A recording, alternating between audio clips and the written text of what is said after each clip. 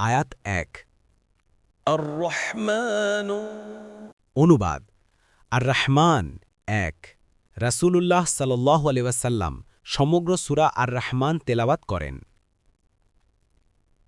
অথবা তার সামনে তেলাওয়াত করা হল। তারা নিশ্চুপ থাকলে রাসূলুল্লাহ সাল্লাল্লাহু আলাইহি ওয়াসাল্লাম বললেন, আমার কি হল? আমি দেখতে পাচ্ছি জিনরা তোমাদের চেয়ে উত্তম। উত্তর দিচ্ছে।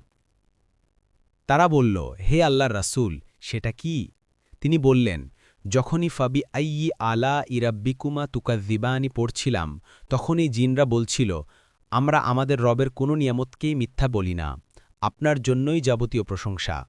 তাবারি ৩২৯-২৮, বাজ্জার 2269। তাফসির ১ নং ফুটনোটের বিবরণ, অর্থাৎ দয়াময় আল্লাহ।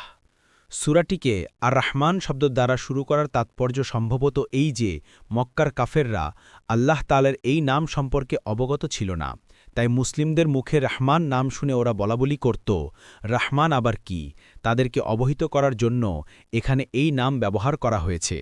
আদ-দাওয়াউল বায়ান।